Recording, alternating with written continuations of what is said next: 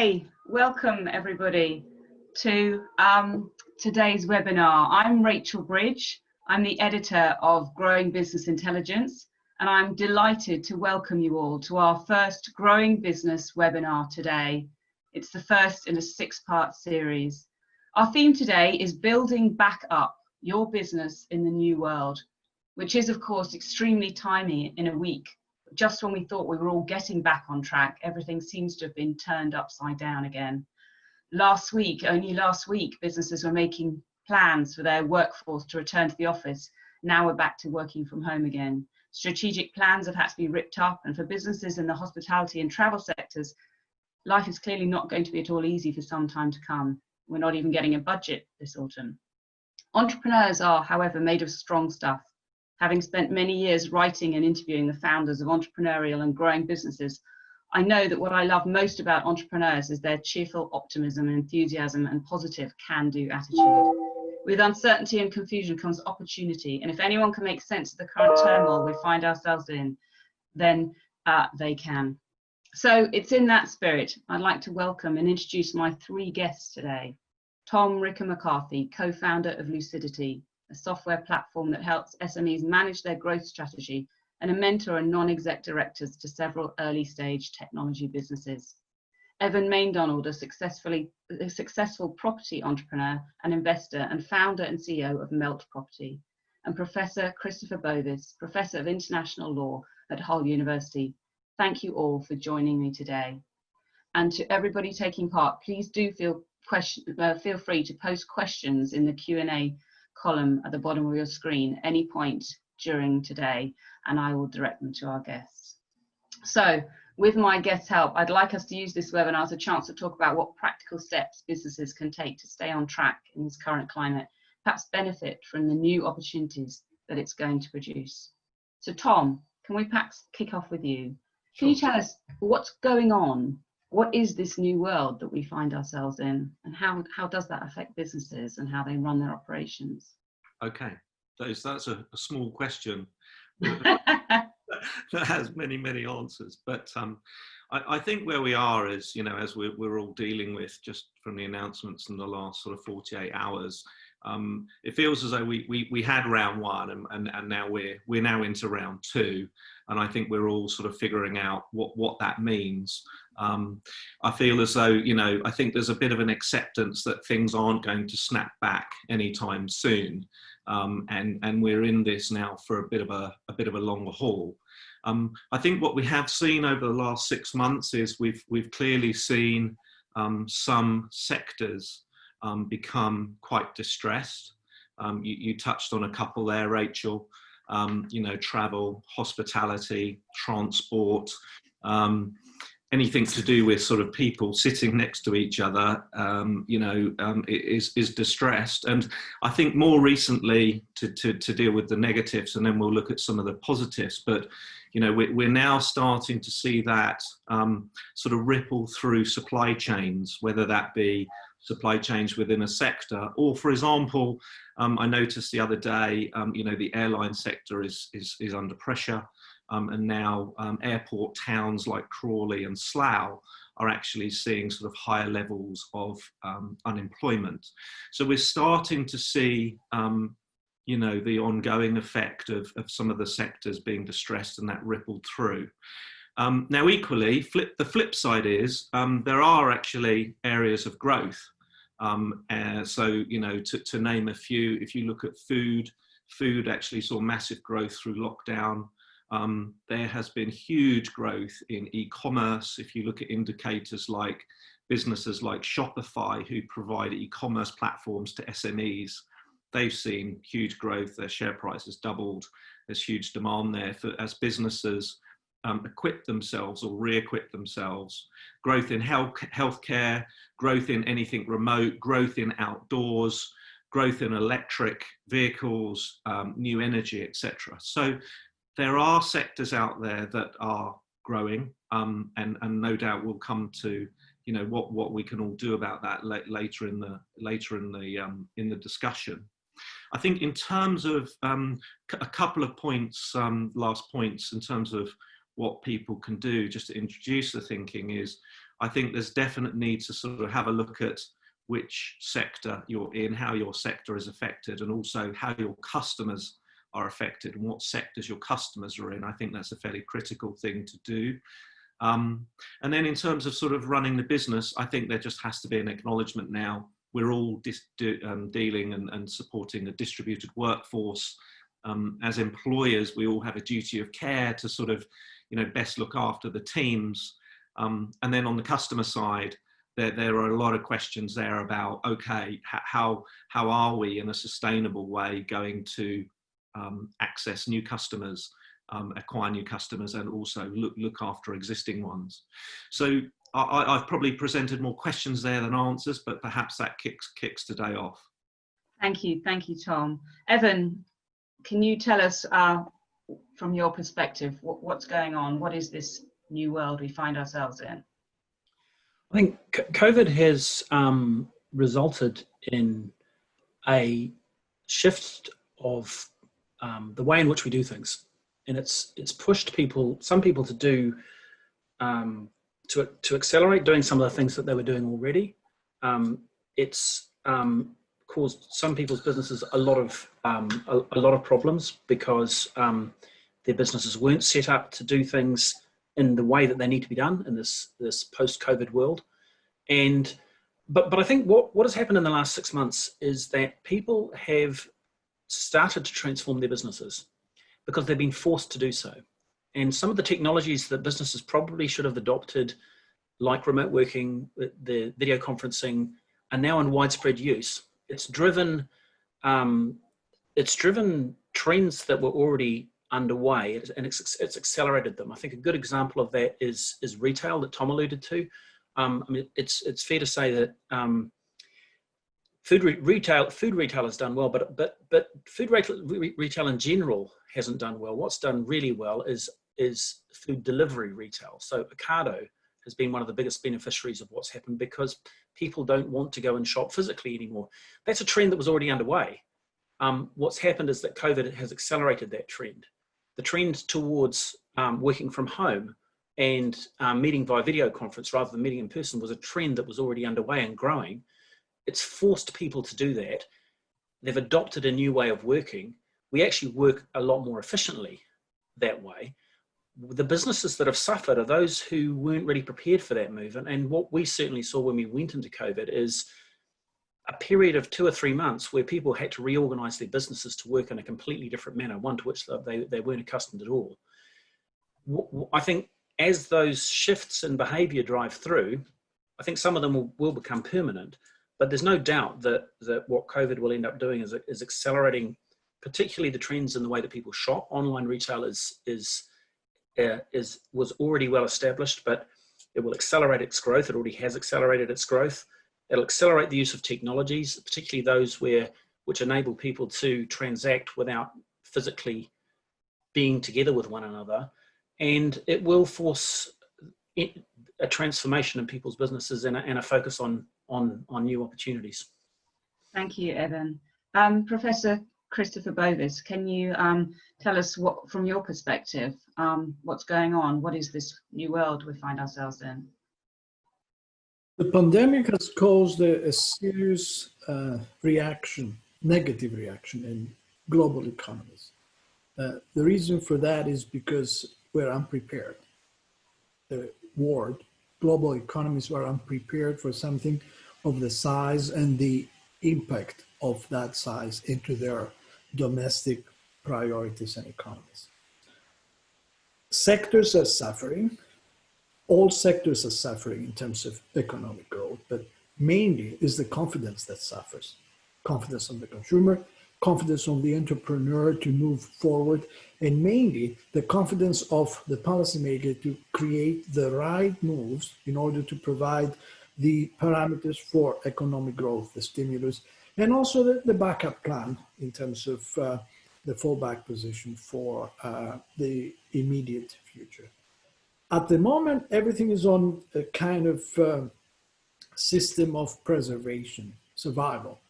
And immediately after that, there comes a stage of growth. You need to take stock, and all economies US, mainly Europeans, United Kingdom, Australia, China, will focus on growth. Not back to normal, but again on growth. Without growth, we cannot get out of the whole mess that the world is in at the moment. So growth and economic growth, specifically, not market share, but also quality growth in terms of margins and profitability, will be the answer for anything that relates into a solution for the existing issue. Thank you. Coming back to you, Tom, what practical steps can businesses take right now to protect their businesses and get back, if at all possible, into growth mode? Okay, so yeah, good questions. I think everybody, and certainly this is what I tell the businesses I work with, everybody really needs to look at, relook at who their core customers are. Because I think most businesses have probably seen varying degrees of change there as to sort of who their core customers are they the same? And also to look at the propositions that they're putting to those customers, and are they still relevant, or do they need some change? So I think there's some work to be done there on sort of, things like buyer personas, who are those customers? What are they really interested in? And then to look at how you're actually messaging those customers. I think in a previous conversation, Rachel, I saw some really interesting stats about when we first went into lockdown, for example, where the shift in messaging from, buy this and make some money to buy this and save some money. There was a massive shift in marketing messaging right at the beginning of lockdown, because most businesses were having to look at their activities and having to do more with less, and no surprises, sort of marketing and sales activities sort of shifted with that. So I think everyone needs to look at core customers, the propositions, and sort of messaging. The other thing is, and that's really changed, and we've just done a survey and pulled in some interesting information. One of the really sort of strong messages that came back is businesses, SMEs particularly, are struggling to reach decision makers. We asked a question of what's the biggest problem you've got converting your pipeline, and actually the biggest answer was actually reaching people. And so I think businesses have got to really look at, on the client acquisition side, they've got to really look at their sales and marketing activity, their processes, and how they're actually reaching out to customers. All of those decision makers are at home, and all of them are incredibly busy. And so some at a sector level, I think you have to look at or judge the capacity that some sectors have to actually listen. Because I think, it doesn't really matter trying to sell into certain sectors at the moment, and no doubt now the next 6 months. I think it doesn't really matter what your sort of proposition is. If that particular sector just doesn't have the bandwidth to listen to you because they're dealing with so much change, then, you've got to take a step back and take that into account, and therefore, rethink what you're doing. So, there's a few practical steps there, as I say, probably analysing your own sector, your customer sector, how you're trying to sell to them, and also how you're trying to reach them. There are 4 key things there that I would advise everyone to sort of have a think about. Thank you. Evan, would you like to jump in and suggest some practical steps that businesses can take to protect themselves right now, get back to growth mode?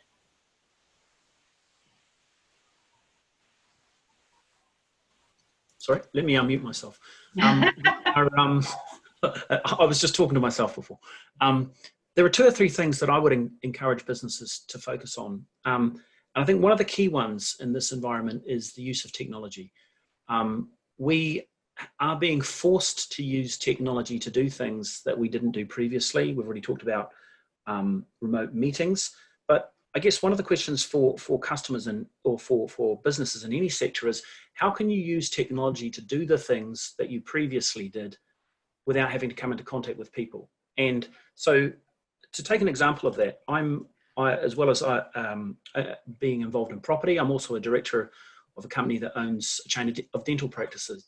And clearly, the dental industry is one where, in order for work to be done, you have to come into contact with people, and not only that, you have to be inside their mouths. So there's a high risk of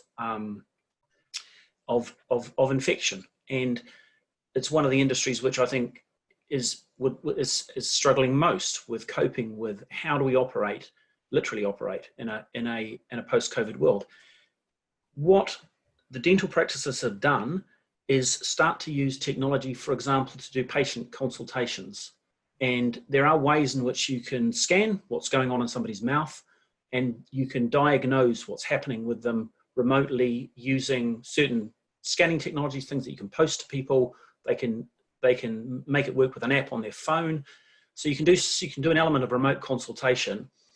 And then what you can end up doing is only focusing the activity where you're with people on the high value activities and the ones that deliver high value to the people that are having dental work done. So even in that sector where you've got a lot of contact with people that's very risky, it's still possible to transform your business through technology.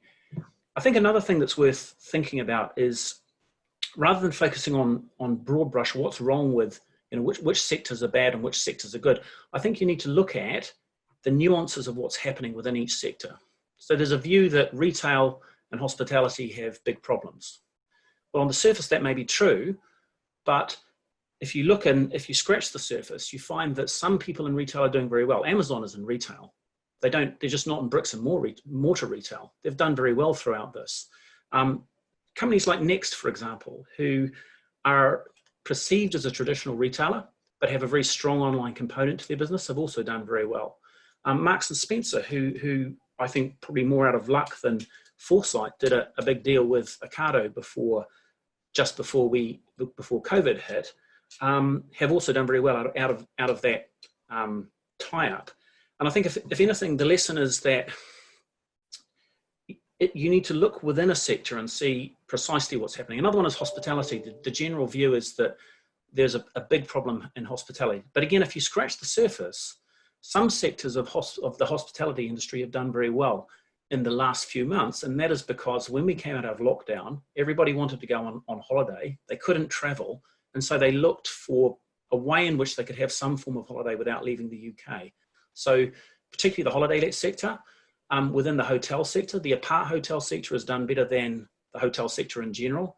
And so I guess what I'm trying to say is look within the sector that you operate, see where businesses are being successful, because it isn't a question of it being uniform across the sector, and try and understand where the opportunities lie for you.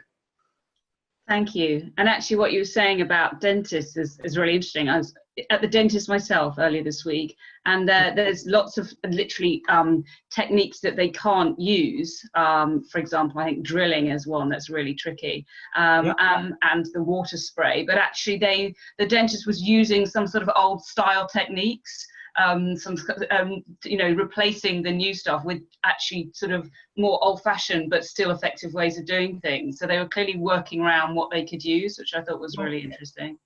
I think that is interesting, but I think what will take that sector forward is use of new technology. So things like oral scanners, rather than actually having to put your fingers into people's mouths and poke around. The greater degree to which you can be hands-off from the patient, the more effective and the more productive you're going to be. And what's really interesting, though, I think, about all of this is that all of these technologies were around before COVID hit. None of this stuff is new. We could have been doing this. What COVID's done is it's driven a shift in behavior. It's forced us to do things that we wouldn't have otherwise even taken the time to do. Thank you. Professor Bovis, can you add to that? I agree with what my co-panelists mentioned. I'd like to mention one specific thing in addition. Cost management is imperative as a practical step for creating a pathway to recovery. Managing your cash, managing your payments from a small business to a larger conglomerate. It's a priority, it's a list of action.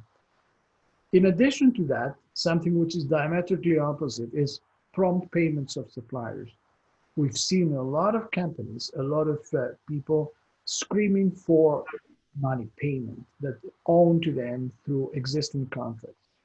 If we create a system, a backlog for payment and reconciling invoices, we have an issue in terms of distress of sectors, distress of specific companies within sectors. So managing cash and of course prompt payments are the diametric opposite ways of looking after expenditure, but they are the most important instruments for a tip or a type of proposition in order to get by until we have a solution to the issue that we're faced. One of the topics also that we faced across many industries, many sectors in the world globally, is the ability to have quick response from government. Government, policymakers, but mainly government, because a policymaker is something quite theoretical, but the government will act upon a policymaker, the advisor and also the debater. The policymaker is important, but the government is more important because they will act, they will create a framework to provide, for example, a backup plan, to provide insurance, to provide, for example, subsidy for wages, to create a credit, a line of credit for businesses, and also to give some sort of confidence back to the market. That is imperative. That's imperative for step to connect. My panelists mentioned that there's a delay in reaching to the policymakers. I echo that and agree. I've seen that a lot of things going completely silent because not people don't interested. They're not interested or they're not responding to that, but they have perhaps other priorities in terms of responding into distress calls. That has to change and quickly. Thank you. I'm interested in one word that keeps popping up, not necessarily yet here in this conversation, but in a lot of conversations I've been having, and it's that idea of pivot, you know, that businesses should be pivoting. My question to you all is how radical and how dramatic do you pivot? You know, if you're doing one thing as a business, how dramatic do you go to change your business? And if you are changing, is there not a worry that perhaps this new world is again a temporary new world before we move to yet another new world, or you know, or that you're kind of losing sight of what you're good at, where your skills are, and your competence is? Tom, can you just share your thoughts on how far do you go? That's an interesting question. So that there are a couple of layers there. I think let's take it in a couple of stages. You could do a fine tune using something as simple as start, stop, continue. What should we continue doing? What should we stop doing because there's low value, it's problematic, it takes a lot of resource, it's toxic. And what should we start doing? So that's a very simple way to sort of assess your business activities.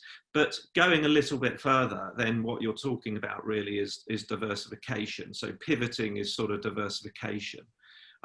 So you have some existing products or services and some existing customers. Now, you could go down a market development route and start selling what you've got to new customers. So that's a sort of a type of diversification, a type of pivot. You've got some products and services, you want to start selling them in a new location, for example, perhaps in a new country or a new sector of customers. Or you've got an existing set of customers and you need to start selling them something new, or perhaps changing what you're selling them in a radical way. That again is a sort of a gentle form of diversification. That's sort of product development, really. You could, I think what you're touching on there is you could go for full diversification and a big pivot, if you like, and that is starting doing something new to new customers. And that's obviously high risk. You know, changing your customers or changing your product, changing one of those things brings in an element of risk. Changing both of those things at the same time, you know, that is quite high risk. But that said, some businesses do it. You know, I can think of some examples, some successful examples where businesses have done that. The examples that I've personally been involved in they were situations where the business was distressed and they had no choice. So I think if you have no choice, then, you know, I guess everything's on the table, and you know, and you look at all options. But actually, I think most businesses can probably refocus either their products or refocus on customers, which is easier and much lower risk. So that would be the sort of the strategy answer to that, if you like. Thank you. Professor Bovis, can you jump in and what's your view about pivoting? How radically does one pivot? Is there a danger in pivoting too far and kind of throwing everything out and starting afresh, and then you know, worrying in 2 years' time it all goes back to where it was or something? What are your thoughts? Pivoting is internal disruption. Moving away from a strategy that a company or SME or a large conglomerate has agreed, and moving to something different, creating a different line of strategic objectives. You're disrupting something in order to survive, in order to move forward, in order to generate another line of economic growth. We have to look at from a risk management point of view. Any change in strategic direction represents a risk, but also creates opportunities. And this is where we have to create that opportunity for pivoting. Pivoting happens in today's world because of the catalyst of the pandemic as a type of response into moving forward into new developments, new technologies, new markets, new market shares, new regions as well. That is the opportunity. But on the other side, the risk is there. You cannot move away from the risk when you have a disruptive technology, a disruptive market into any type of sectors, any type of business. Certain businesses are very adaptable to pivoting. Other sectors are not. The transport sector, you cannot pivot in the transport sector. The aviation sector is more or less paralyzed, and they look for survival modes from the government. Also issues such as the hospitality, or issues that relate into performance art and theaters. You cannot move away from certain things. You can have online broadcasting, which is great and important there, but in fact, it's not the same. It's not the same product or service. It's something similar online rather than face-to-face. And that creates a different experience. Would the customer respond to that? Would the customer prepare to pay for what previously was the norm? So the payment structure for the pivoted outcome differs from the previous arrangements. That has to factor into the whole system of performing a business into the global clientele. On the promising part, on the promising aspect of pivoting, the opportunities are there because you have the thinking process going. You have the sort of survival mode. You have to do something different to get out of a hole, out of a specific corner. And that creates the gray matter, the thinking process in any part of business, the SME, the conglomerate, the big international and multinational company, to think differently. And that can only bring good things, which is economic growth. Thank you. Evan, what are your thoughts on this? So I think this, again, I would say that this whole thing is sector dependent. Some sectors are doing better than others. And if you're in a sector which is a beneficiary of COVID, and there are a number, then you probably don't need to pivot what you're doing a great deal. Maybe what you end up doing is you just focus on slightly different sorts of opportunities. And that's certainly the case in the property sector. But as Chris has said, there are some sectors which are affected dramatically. If you're in the airline sector, there's not a lot you can do to pivot. Probably the best thing that you can do is hunker down, take advantage of whatever grants and loans are available for the sector, and just see your way through it. Because international air travel will recover. And it's starting to recover already. It's just a question of how quickly and when. Other sectors, like for example, the wedding sector, if you can't conduct weddings with more than 15 people in them, your business model isn't going to work very well.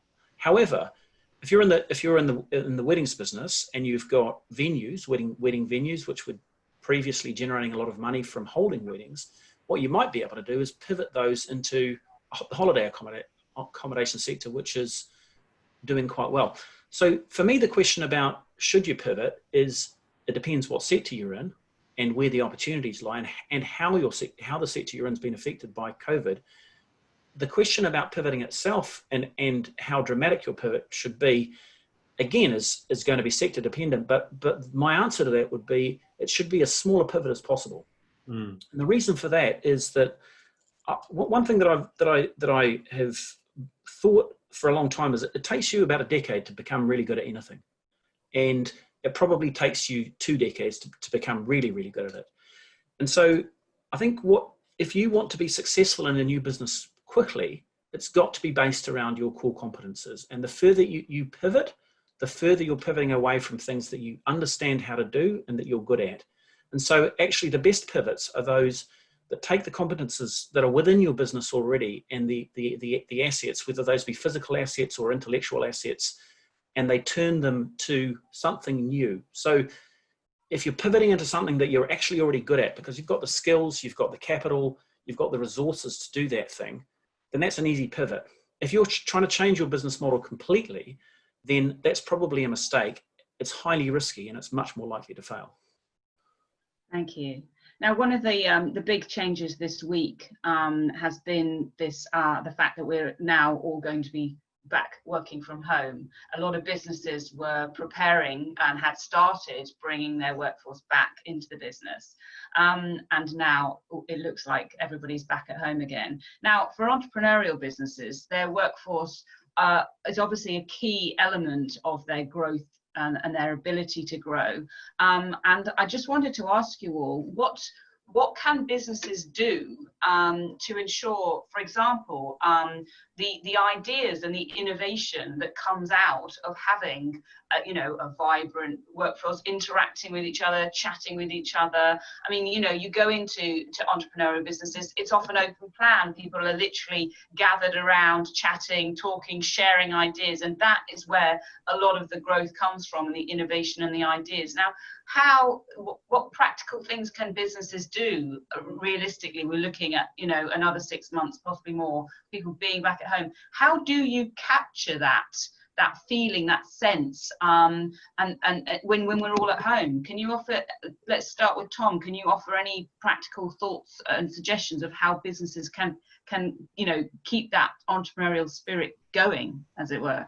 Yeah, okay, that's a really interesting question, and I'll probably answer that by sort of talking about our own business, because we're facing that question and challenge ourselves in a very, very real way. I think there's a couple of things. I think that you do need, I'm thinking about our product development, for example. So that's our product innovation, and we're very innovative. We're constantly trying to innovate with our product.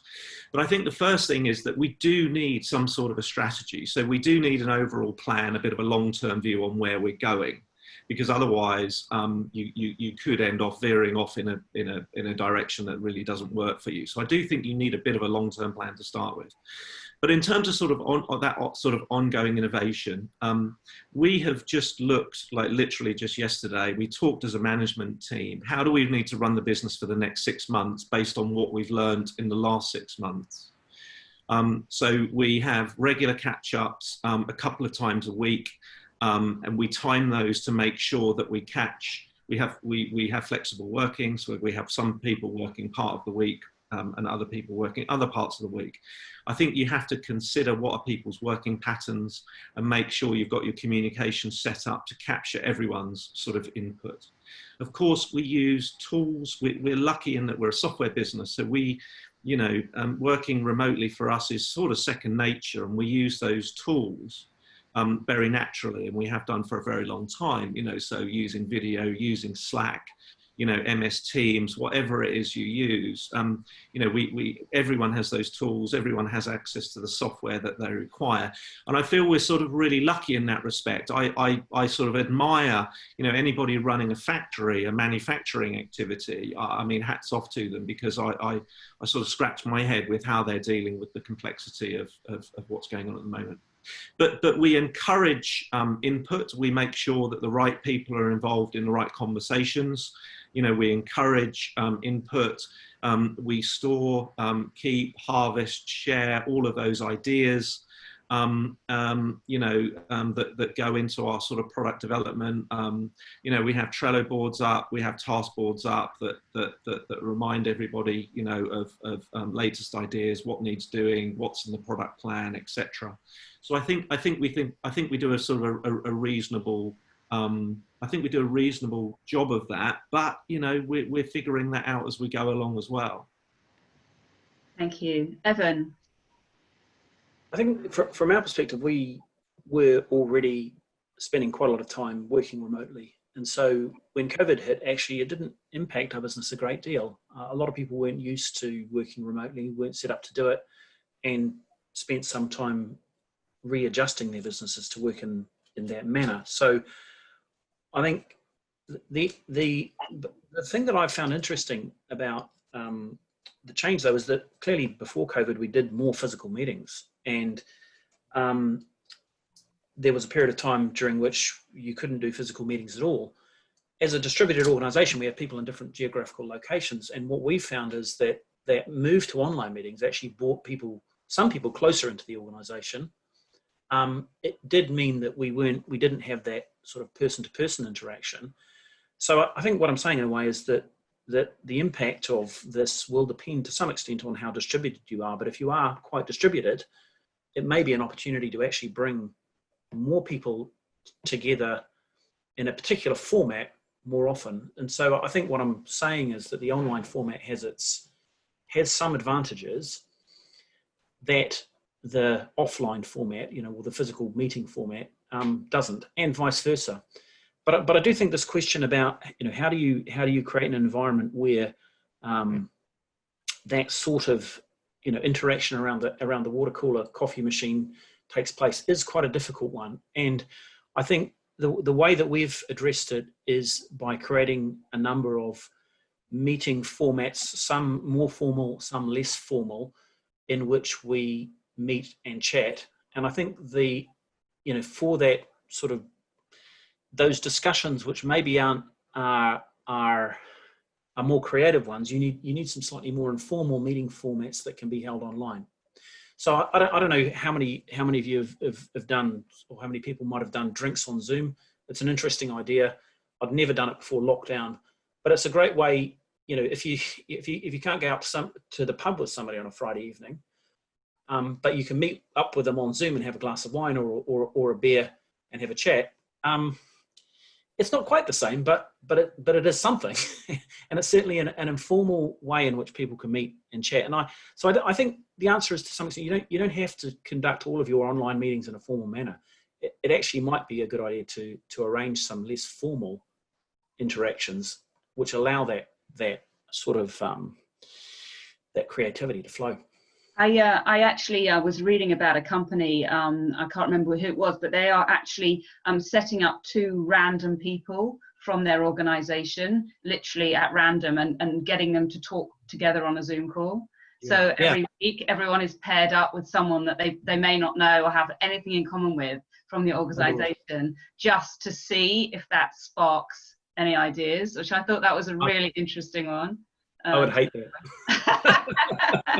It's certainly going to be challenging, I imagine. But it's probably a good idea nonetheless. Yeah, and actually, I'd love anybody that's watching, listening in.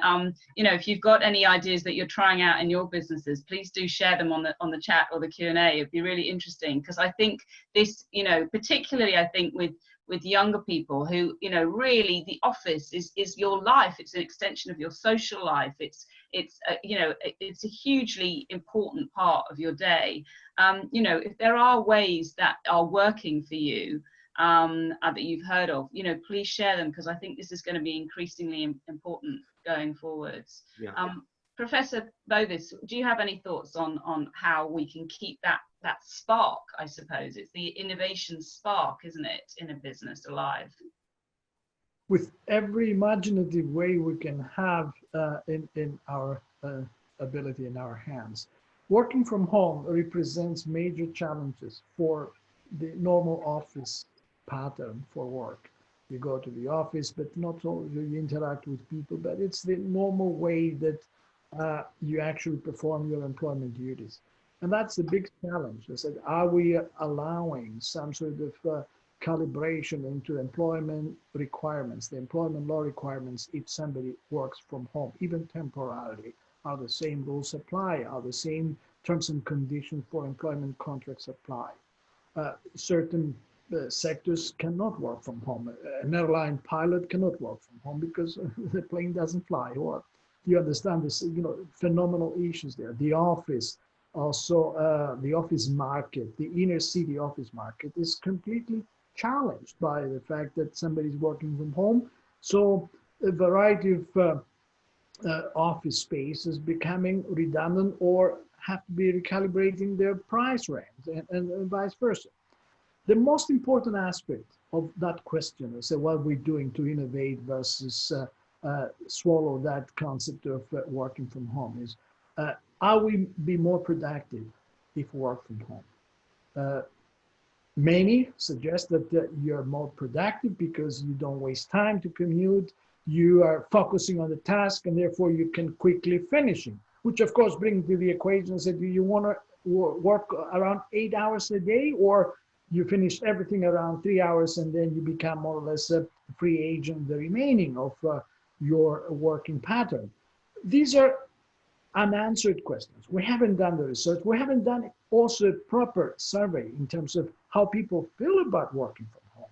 They're missing the opportunity to interact with other people, other human beings around the coffee table, around the water cooler, but mainly it's the concept of how the productivity measured traditionally in any sector, in any employment environment, can translate into the working from home, from distance to home. That's a huge bridge, a huge gap, and we haven't done anything yet on that.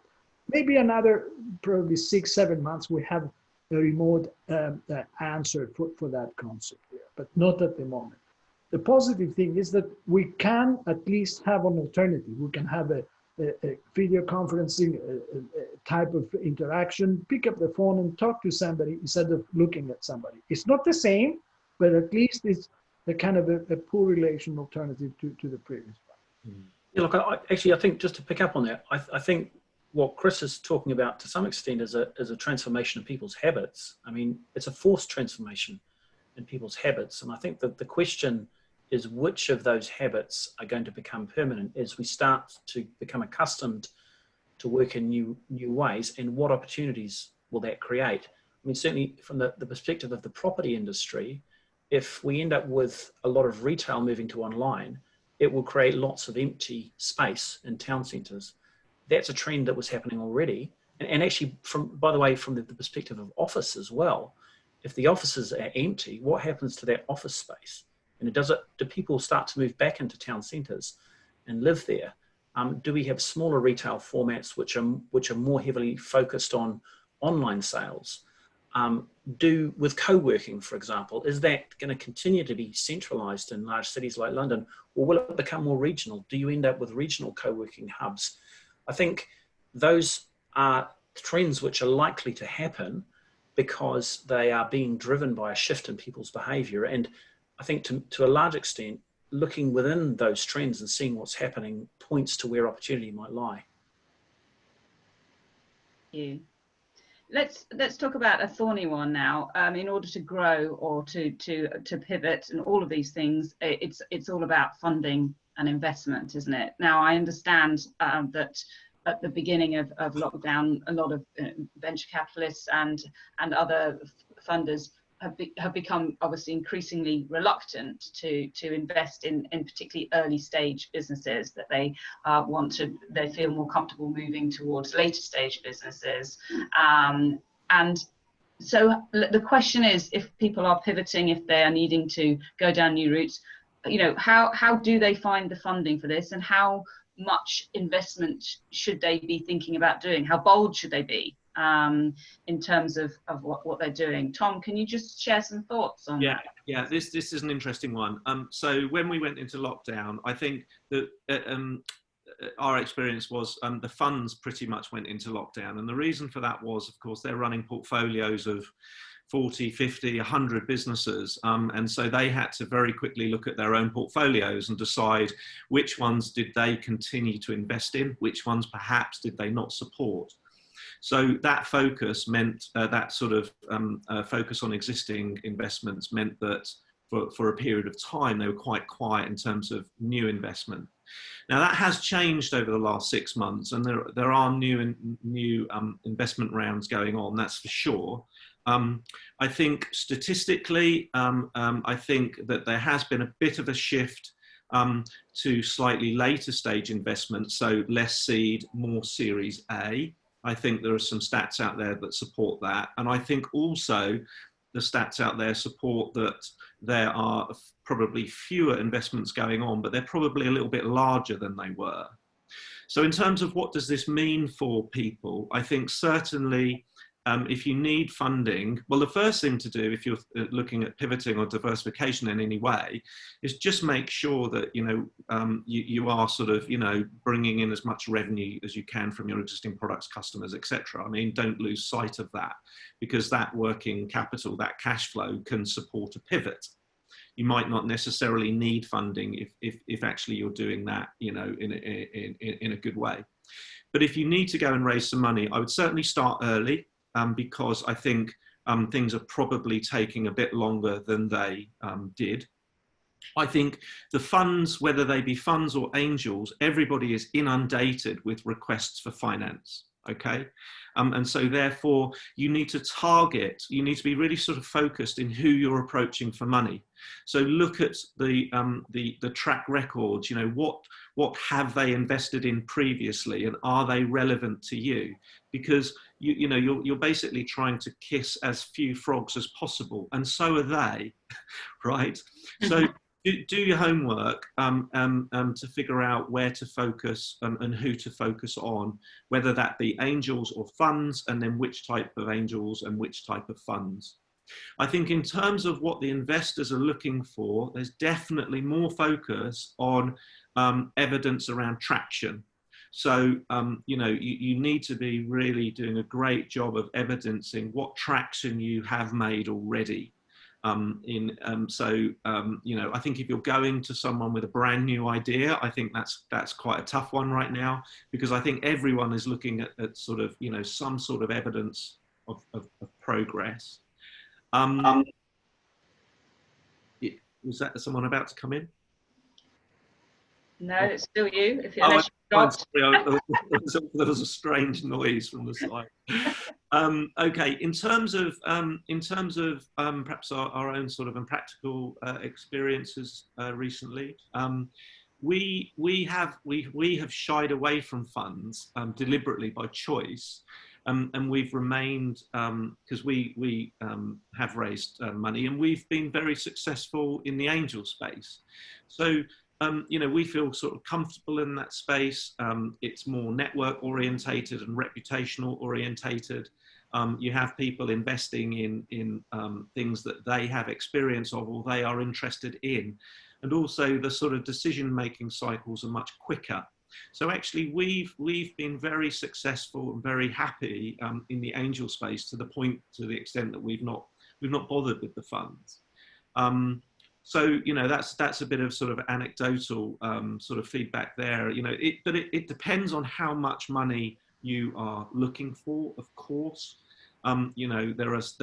There's typically sort of certain amounts that you can raise in the angel space quite easily, and if you go beyond certain levels, then you're definitely into sort of more VC levels of £1 million plus. So it depends on how much you're sort of trying to raise. So there's a few points there around fundraising. Tom, you said something interesting when we spoke last week, which is that idea of when you're pitching for money, generally the entrepreneur will sort of bounce into the room and right, dominate the room and share their vision and be very charismatic and all that. Obviously, if you're doing it online, that's a very different experience.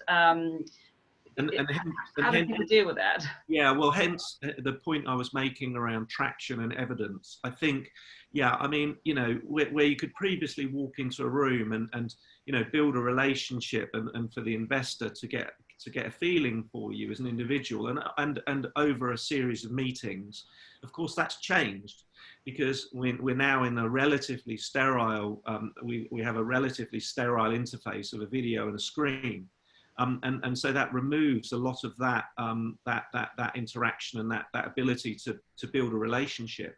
So hence the comment I made around traction and evidence. I think, you know, where that some of that sort of personal connection has been removed or made more difficult, then I think you compensate with that, or one of the ways to compensate with that is around, you know, some good evidence around traction, etc.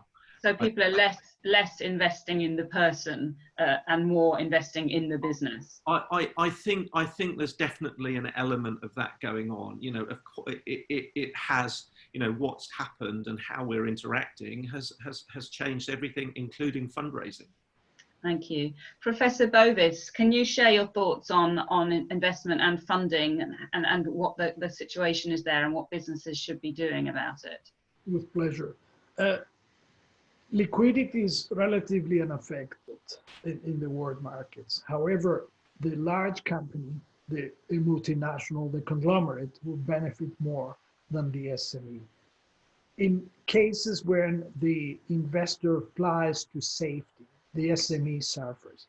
The small company will suffer because the lack of personal interaction, risk assessment based on a specific personal contact, rather than a set of accounts that the big company will provide, will create a huge shift towards investing into the bigger company. In reality, what will happen is that we'll see a lot of reshaping of priorities for investment, for sectors, for the SME, the small company, the startup, the innovative firm that needs that type of persuasion for somebody to come and take an equity investment into the company. And this is where the government comes. This is where the government should come and create a helping hand for that specific sector. This is what you need the government to come from an investment point of view. Who does that?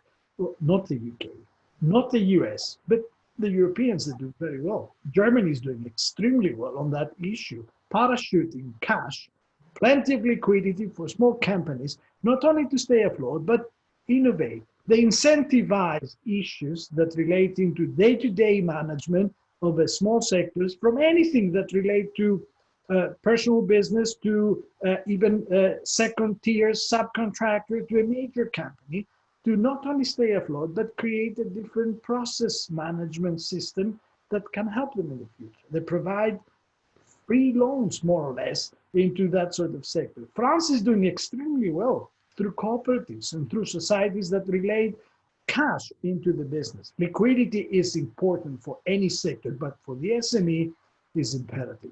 We need to learn from that.